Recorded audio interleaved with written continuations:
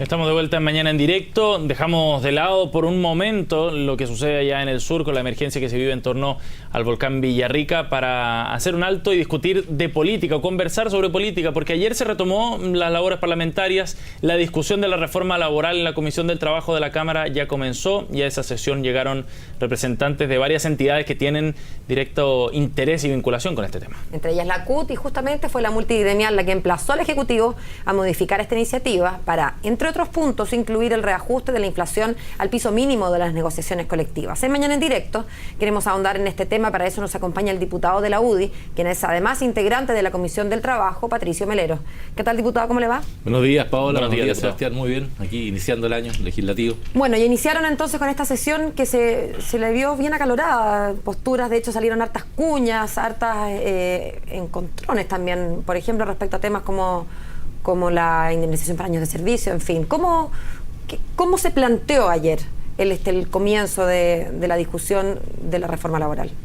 Bueno, habíamos avanzado bastante en enero con las posiciones de la Confederación de la Producción y el Comercio y otros gremios de las pymes, en fin. Retomamos ayer con la CUT, que era muy esperada esa intervención, y me encontré con una CUT muy crítica al proyecto. Yo diría que hasta el día de hoy son muy pocas las instituciones, casi la inmensa mayoría no le gusta el proyecto o partes importantes del proyecto o su contenido, o como dijo la presidenta de la CUT, si este proyecto del gobierno no tiene importantes modificaciones será un franco retroceso. Pero no le gustan por razones distintas, uno porque va demasiado lejos y el otro porque se queda corto. Porque va demasiado cerca. Son disímiles las razones, Sebastián, pero claramente yo voy percibiendo un consenso bastante amplio de que este proyecto de reforma laboral no es bueno para Chile, pero no es lo que pretende. Pero no será al revés, ¿no será que pareciera, según lo que usted nos cuenta muy preliminarmente, que el proyecto está como entre medio, entre los que quieren más y los que quieren menos? Claro. El proyecto sería más bien una suerte quizás de consenso, una parte de la labor prelegislativa. Es difícil la búsqueda de un consenso porque aquí colisionan dos aspectos, digamos. Por un lado, algunas organizaciones de trabajadores como la CUT y otros plantean de que esta es una oportunidad para generar un mayor equilibrio frente a una situación de desequilibrio que ellos perciben en la relación trabajadores y empleadores. ¿Usted no percibe esa relación de desequilibrio entre trabajadores y empleadores? Mira, yo creo que puede haber un desequilibrio, pero para mí el desequilibrio más importante a corregir es que hoy día en Chile haya oportunidades de trabajo para los chilenos y que ese trabajo sea digno, bien remunerado, cada día más amplio, porque la mejor reforma laboral que puede tener un país, Paola, es que junto con regular la relación trabajadores-empleadores, sea también una forma de fomentar empleo, especialmente en mujeres, en jóvenes. Diputado, pero buena parte de lo que usted plantea, la dignidad y la remuneración están moduladas en buena parte por el empleador, de modo que entonces usted reconoce que hay un cierto desequilibrio entre los trabajadores y los empleadores. Yo creo que siempre las relaciones entre empleadores y trabajadores en materia de negociación colectiva buscan, ¿cierto?, los trabajadores tener las mejores condiciones posibles de remuneración, y el empleador siempre busca que eso vaya ajustado a la productividad y al aporte que cada trabajador hace en virtud del capital que el empleador ha arriesgado y de la rentabilidad del negocio. Y eso me parece bien. A veces aparece una suerte de conflicto, ¿cierto?, entre lo que es crecimiento y lo que es igualdad, o mayor desigualdad. Pero lo interesante de esta reforma laboral es que yo creo que debe constituir una mirada más amplia de lo que es una mera reforma sindical, sino que debe ser, ojalá, una reforma que apunte más al mundo del trabajo y que temas que yo percibo que están ausentes estén. Por ejemplo, cómo promovemos en forma importante la inserción mayoritaria y más amplia de la mujer en el trabajo. Cómo le damos más y mejores oportunidades de trabajo a los jóvenes, que son los que tienen los mayores registros de cesantía. Cómo avanzamos en el país en un programa de capacitación de los trabajadores para que la empleabilidad sea cada vez mayor, Sebastián. ¿Pero no son temas paralelos todos estos? Son paralelos, pero hay temas, a mi juicio, más trascendentales y más importantes y urgentes de abordar que otros. Y lo más complejo de este proyecto, que ha sido denunciado por muchos, es que claramente se ve muy afectada la libertad sindical, la libertad del trabajador, porque al existir la titularidad sindical, es decir, esta suerte de monopolio en que el sindicato es el único que negocia, se eliminan los grupos negociadores, ningún trabajador va a poder acceder a los beneficios si no se sindicaliza prácticamente obligatoriamente. Entonces eso existe, creo yo, desde el punto de vista del derecho de los trabajadores, el querer o no formar parte de un sindicato. ¿Qué pierde un trabajador cuando se sindicaliza? Que en el fondo es otra manera de preguntar, ¿por qué podría uno no querer sindicalizarse, más allá de que sea su derecho y así está consagrado? Es muy interesante esa pregunta, Paula. Sencillamente, las encuestas que se han hecho, en fin, que se hacen en esta materia, señalan que muchas veces el trabajador no percibe que haya un beneficio importante para él. Pero en este caso lo percibiría porque es la titularidad. Bueno, pero es que hoy día existen los grupos negociadores. Y hoy día el trabajador puede decir, yo el sindicato no, porque lo encuentra muy politizado, porque lo encuentra demasiado extrema, porque no está disponible, digamos, a formar parte de una organización, porque quiere gozar de su libertad. La libertad debe existir tanto para formar parte de un sindicato, que es muy importante, o no formarla.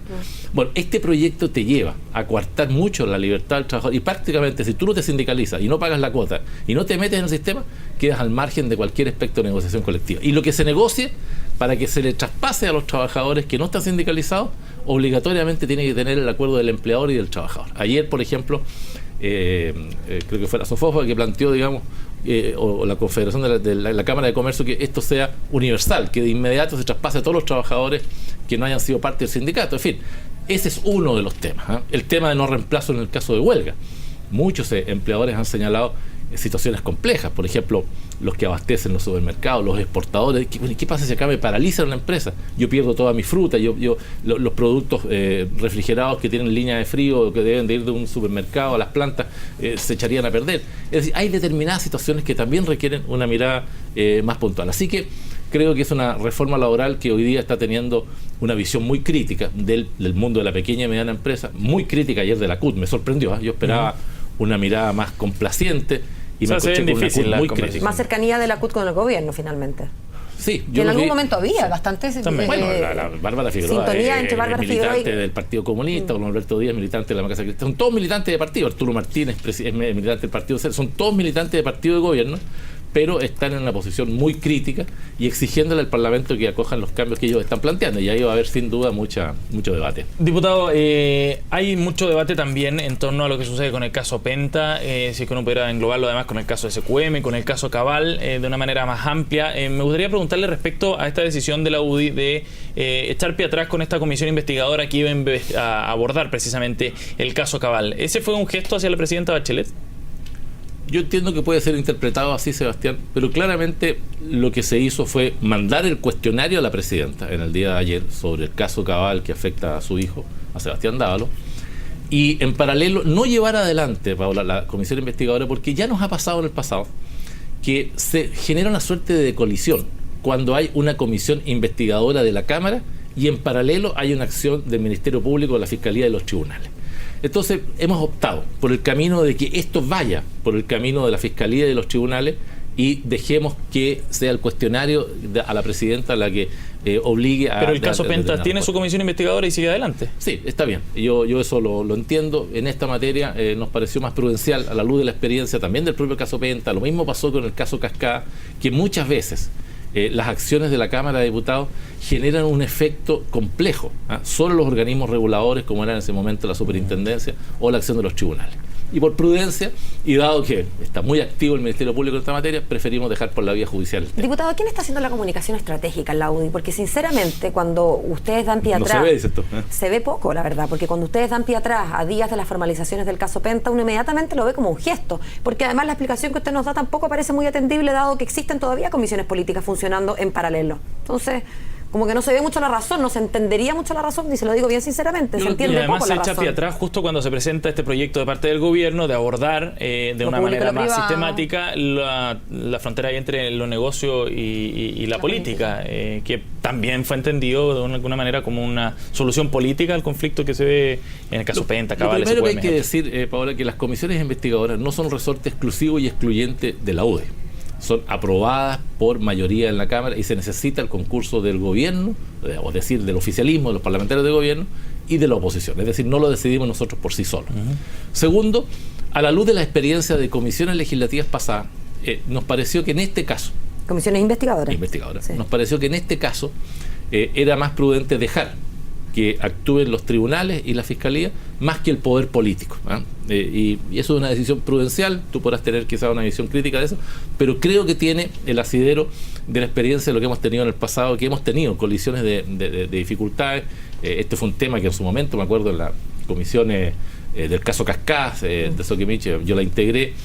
Muchas veces el superintendente y autoridades públicas hicieron ver la dificultad que tenía que la Cámara de Diputados estuviera a su vez investigando a un superintendente que tenía muchas razones para mantener privacidad sobre lo que estaba investigando. Entonces, dejemos que los poderes del Estado funcionen y sin perjuicio de haber resuelto no llevar adelante la comisión investigadora, sí mantuvimos a firme un interrogatorio bastante exhaustivo a la Presidenta de la República sobre el caso Cabal. ¿A usted le parece que un partido de político está en posición de mandar un, y lo voy a citar a usted, interrogatorio a la Presidenta de la República? Yo creo que sí. De distintos temas. Queremos hablar... Quedó una pregunta suya en el aire, Paula. ¿Qué le he preguntado yo? ¿Dónde están las comunicaciones de la UDI? No, usted me preguntó si podíamos interrogar a la Presidenta de la República. Si cabía un interrogatorio, que fue como usted lo llamó. Mire, la UDI le está haciendo a la Presidenta las preguntas que los periodistas no pudieron hacerle en la conferencia de prensa de ella, que se restringió solo a 3 preguntas. Y también interrogaron a la senadora von Baer, tampoco le pudimos hacer preguntas. Cada uno en su mérito y obviamente todos tienen que responder. Y lo que nosotros queremos son preguntas todas que tienen que ver con elementos propios de la situación en que se vio afectada y que son buenas para la claridad. Y a mí me parece que ninguna autoridad en el país debe tener un estatuto distinto en materia de transparencia y de posibilidad de ser preguntada. Se le restringió la acción a los periodistas en las preguntas. Recordemos que a ustedes se les dijo solo 3 preguntas y ni una más.